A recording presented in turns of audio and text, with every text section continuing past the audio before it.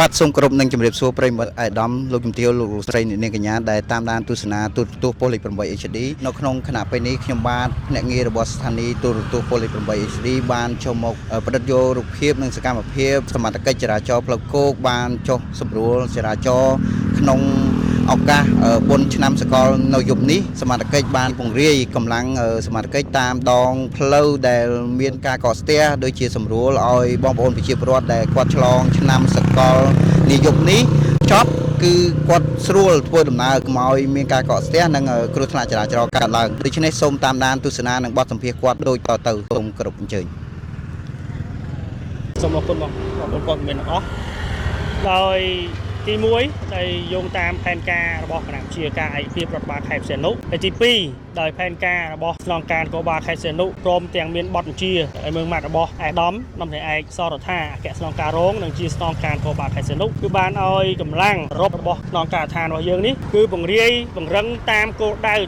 បនទាំងអស់ដែលជាតំបន់សានលេងរបស់បងប្អូនជាពលរដ្ឋជាតំបន់ឆ្នេរឬទីជុំជនក្នុងក្រុងដើម្បីការពារសន្តិសុខដាក់គប់សាធារណៈជូនបងប្អូនជាពលរដ្ឋដូចជាទេសចរជាតិនិងអន្តរជាតិដែលមកកំសាន្តលេងក្នុងខេត្តសៀនុនៅក្នុងឱកាសបុណ្យឆ្លងឆ្នាំសកលឆ្នាំ2026យើងនេះហើយមួយទៀតដែរពាក់ព័ន្ធនឹងកម្លាំងនគរបាលចរាចរណ៍ផ្លូវគោករបស់យើងគឺមានការរៀបចំកម្លាំងតាមតម្រាយផ្លូវផ្សេងៗនៅក្នុងក្រុងសៀនុក៏ដូចតាមក្រុងស្រុកទាំងអស់ហើយជាពិសេសតាមតំបន់មាត់ឆ្នេរយើងនេះគឺកម្លាំងយើងគឺបង្រៀនចាប់ពីឆ្នេរអូសទារហូតដល់ឆ្នេរអូត្រេសគឺដើម្បីសម្របសម្រួលសម្រាប់ចរាចរណ៍ជូនបងប្អូនជាពលរដ្ឋកុំឲ្យមានការកកស្ទះកុំឲ្យមានការបាក់បោម្ចាស់ចរាចរណ៍និងកុំឲ្យមានការគ្រោះថ្នាក់ចរាចរណ៍កើតឡើងហើយមួយទៀតដែរកម្លាំងយើងគឺត្រៀម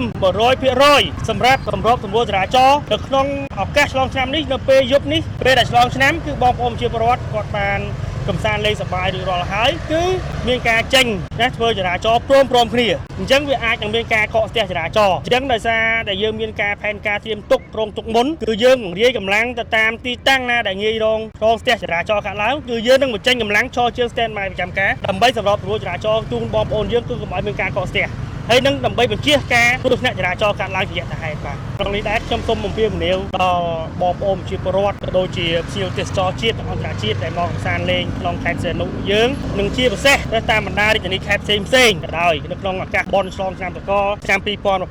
2025ចូល2026នេះសូមឲ្យបងប្អូនយើងទាំងអស់បើកបរគោរពច្បាប់ចរាចរណ៍ទី1បើកបរគោរពល្បឿនកំណត់ទី2បើកបរគោរពផ្លាកសញ្ញាភ្លើងសញ្ញាចរាចរណ៍ដោយពុំបើកបរបញ្ចាស់ទិសចរាចរណ៍ទី3បើកបរត្រូវមានការយោគយល់អធ្យាស្រ័យគ្នាទៅវិញទៅមកជាកត្តាចម្បងបំផុតបើមានការយោគយល់អធ្យាស្រ័យគ្នាគ្រោះថ្នាក់ចរាចរណ៍មិនអាចកើតឡើងបានជាដាច់ខាតហើយទី4នេះគឺបើកបរត្រូវមានមួកសុវត្ថិភាពនិងបើកបរមិនស្ថិតនៅក្នុងក្រមគ្រាជាតិស្រវឹងជាដាច់ខាតបើសិនជាស្រវឹងយើងសូមកុំបើកបរបើយើងបានគ្រប់អ្វីដែលបានទាំងអស់នេះហើយគឺការគ្រោះថ្នាក់ចរាចរណ៍មិនអាចកើតមានឡើងទេបាទ